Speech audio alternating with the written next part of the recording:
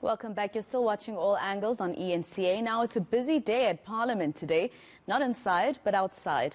Bolt and Uber drivers are protesting at the front door of the legislature. They're unhappy about the reduced fares and high commissions. Our reporter Monique Mortlock is there and she joins us now live. Monique, just tell us a little bit more about what's happening there and some of the stories that those Uber drivers have been telling you in terms of their financial stress. The drivers are about to leave Parliament because a memorandum has just been handed over to representatives from the Labour Department and from the Transport Department. The drivers are calling for those grievances mentioned in that memorandum to be addressed within 7 days. Otherwise, they will be back, and they say they will be back in even greater force than they are today.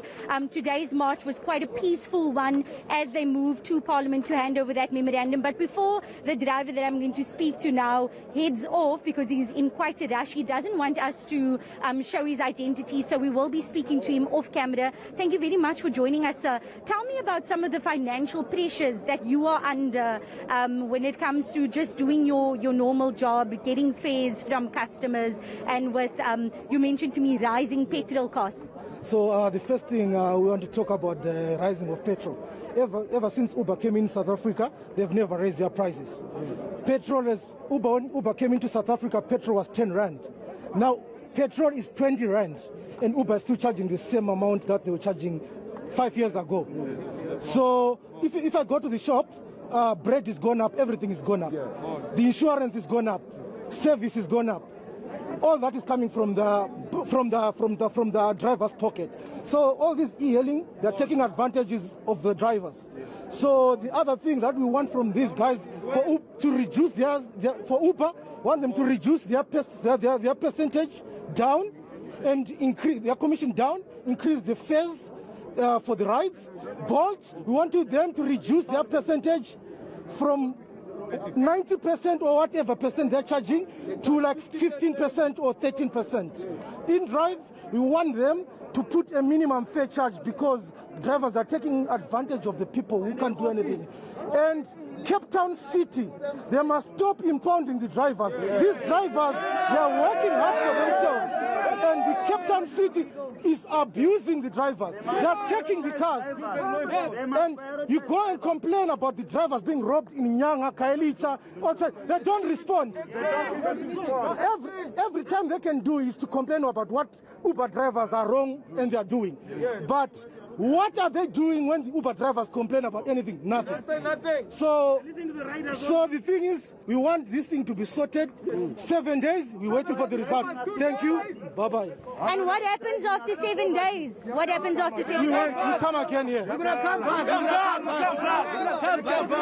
Can I tell you something? We want Uber to stop blocking and firing drivers without a hearing. They only listen to one side, who is a rider. Everybody, they block you. Yes, they don't listen to the driver. Yes. And the problem is about what? You see Bolt, you see Uber, you see in-driver. When they're shooting the driver, never one of them, they never come to us. We lost our brother drivers, we lost many of our brothers. Bolt, Uber, in-driver, they don't care about us. Us also, we don't care about the customer. Uber, now, they don't prioritize drivers. For instance, if I get a trip that is in an unsafe place, and I reject the trip, there is a activity that declines. If that activity goes to a minimum range, and then I'm being blocked for my safety, they don't prioritize drivers. They have to consider drivers as partners. They say we are independent contractors. They give us a contract.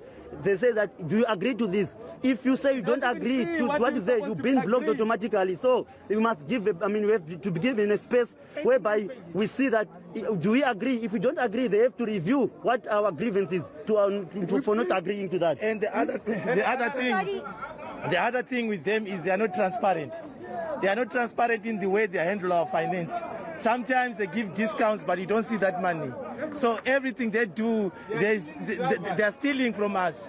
And above all, They don't even want to reduce their... Uber is driving us to poverty. Okay. Sorry, gentlemen. We'll speak to you again. As you can hear, disgruntled Uber and Bolt drivers with an emphatic plea from Parliament, from members of the Transport Department and Labour Department to help them. A little earlier this week, Western Cape Transport Department issued a statement saying that they have been engaging with the management of Uber and Bolt, and the drivers here saying that they haven't yet been part of these discussions that government officials have been having with management, and they simply want to be part of those discussions, and they want transparency from management, from the people that they are working for, because they simply want as they mentioned, their fee, the money that comes into their pocket to increase in the same way that petrol costs are increasing and basic costs of living. All right, Monique Mortlock outside Parliament for us. Let's leave it there for now.